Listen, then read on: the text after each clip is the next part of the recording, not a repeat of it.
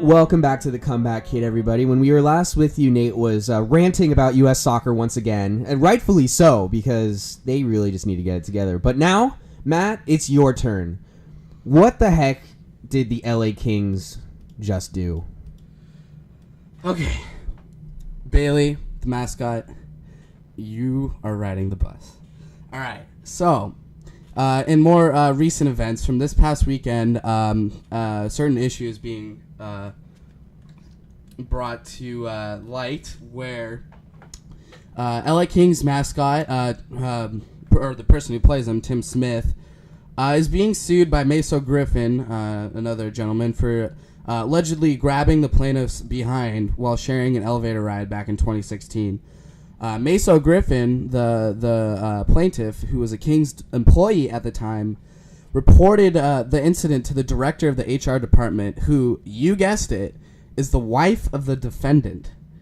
So I think before we get any deeper into this issue, I have to applaud Griffin for reporting the incident. I think there's a stigma that sexual assault only happens to women, which I think leads to sexual assaults regarding men being less likely to report.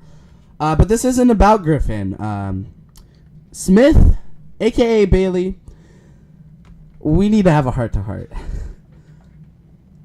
Bailey, can I call you that? I've come to hate you over the last few years, seeing that you are the Kings mascot. I haven't really needed a reason to hate you. That's how sports work. You hate your rivals. But this just doesn't look good on anyone. I wouldn't wish this on my biggest enemy, which I guess has been you. So I don't wish this on you. You just need to, you know what?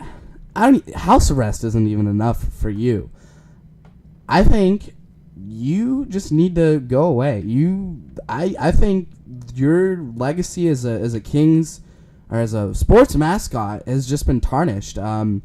I think you're going to get pulled. I think you've seen your last days as a mascot, and I think it's rightfully so. So I think you're done. I think you're going to finish with 2 Stanley Cups, and that's it. That's all that's going to be to your name. And I don't even know why I'm attributing the Kings' achievements to you. But you're done. I there's so many things I want to say to you, but I cannot say on air. So, Bailey, ride the bus. First, it was Harvey Weinstein. Second, it was Kevin Spacey. And now it's Bailey, the LA Kings mascot. You have just joined an exclusive fraternity of creeps, Bailey. And you should congratulate yourself for reaching that pinnacle of pedophilia. So therefore, that is why you are riding the bus this week. So, moving on, Nate, to a very unrelated topic. USD has been doing some big things on the football field, on the basketball court. Can you enlighten our listeners as to what has been going on at their own university? Yes. Right now is a great time to be a Terrell. Well, every time is a great time to be a Terrell, but now it's just a little bit better. So kind of just been what's going on. Football had their first round playoff matchup against Northern Arizona University this past Saturday. I believe Northern Arizona is located in Flagstaff. Just for a little context, Northern Arizona is from the Big Sky Conference, so they're from a power conference in the FCS, and they are a scholarship program. And USD absolutely took it to them. Final score was 41-10, and this makes it back-to-back years that USD Football has as a non-scholarship program, has beaten scholarship programs in the first round of the playoffs. And I don't know if you saw, but I don't know if you guys saw SportsCenter on Saturday, but one of the USD players actually made SportsCenter top 10. I believe his name is Justin Pruitt. I'm sorry if I butchered his name. He made a one-handed catch. It was absolutely beautiful. Sick. That was a sick catch. Gave Odell Beckham Jr. a run for his money. But yeah, absolutely great win for football on Saturday. So now they will head to Fargo, North Dakota to take on North Dakota State. Definitely going to be a tough task. North Dakota State is one of the best teams in the FCS. That's where Philadelphia Eagles quarterback Carson Wentz went to college. So it'll be a tough test, but I mean they've already accomplished so much this year that it's nothing. Those players have nothing to hang their heads about. Meanwhile, in basketball is 5-0, tied for its best start in program history. On Saturday, they also had a game in the state of Arizona, and they defeated Grand Canyon University by a final score of 72-62. And just so you guys know, Grand Canyon last season lost 3 games at home, one of which was to Louisville, and the other one was to CSU Bakersfield, who went on to go to the NCAA tournament. So Grand Canyon University is a very tough place to play. They've actually beaten San Diego State back-to-back years, and so for USC to go into GCU, to go into a tough place to play and pretty much not dominate the game, but I believe that over the final 7 minutes of the game, GCU only had 1 field goal. So just absolutely locking it down defensively. So they're 5-0. They have a huge showdown with San Diego State this Thursday at 8 p.m. at JCP, at Jenny Craig Pavilion. So if you're a USC student, please come out. I know there's going to be a lot of SDSU fans there, so we're going to need all the support that we can get. But yeah, absolutely great time to be at Torero. We are absolutely on fire. Also, don't forget that this Friday, women's volleyball is going up to USC to start their playoff run. They're going to be playing, I think it's LSU. So, all the support and best of luck to our volleyball team as they move forward. It's always great when USD is doing big things outside of the classroom in terms of our athletics. And we have fantastic facilities, and we owe it to our athletes and their success to represent in the stands, especially given the recent success of both football and basketball, to really just go out and show our support for our teams. So, guys, I think our show's kind of coming to an end here. So, can you guys give our listeners what you guys will be watching this week in the world of sports? So this week, as always, I'm going to be watching the Neymar transfer talks.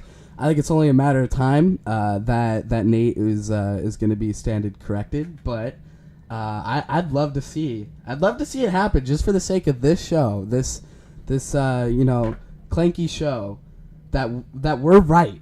That would be amazing. We just, like I've always said, cement our legacy as the best sports talk show out there. So for those of you who don't know, on our last episode, Nate Wiggins gave the hottest of takes, saying that Neymar is, might as well be a Real Madrid player at this point, because he's good as well gone from PSG, even though he just moved there for a little over $200 million.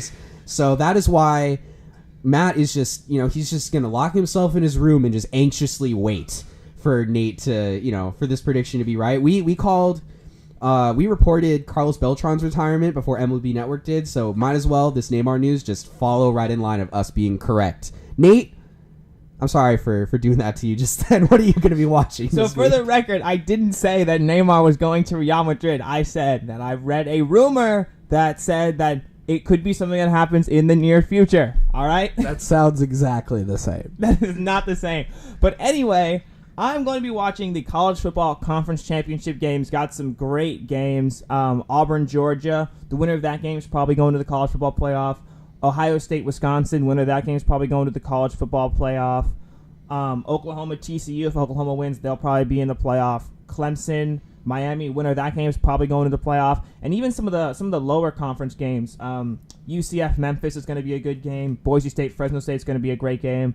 I always enjoy the conference championship Saturday, and it's going to be a tremendous day of college football. Ben, what will you be watching? I'll be watching the Cleveland Cavaliers take on the Philadelphia 76ers tonight, and this is a matchup of somewhat old guard versus new guard. You have LeBron James, the king of basketball, up against Ben Simmons, Joel Embiid, and the upstart Philadelphia 76ers, who have consistently stayed healthy, with the exception of Markelle Fultz thus far this season, and it's going to be interesting to see if they can push for not only just a playoff spot, but a high seeding in the Eastern Conference in the NBA. So that's it for us this week. Thank you all so much for listening. We will be back next Monday at the same time, 9 a.m. to 10 a.m. And so have a great week, guys. Remember to watch your sports, and we will not see you. You will be listening to us next week. Check us out at USD Comeback on Twitter and Facebook, or search The Comeback Kid and give us a listen on SoundCloud at soundcloud.com/ComebackKidUSD. And for those of you listening on Facebook, Twitter, or SoundCloud, we broadcast live every single week at 9 a.m. on the USD radio station, which can be found on the TuneIn Radio app.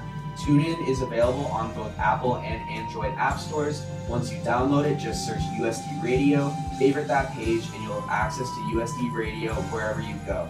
Thank you all for listening. We will see you next week.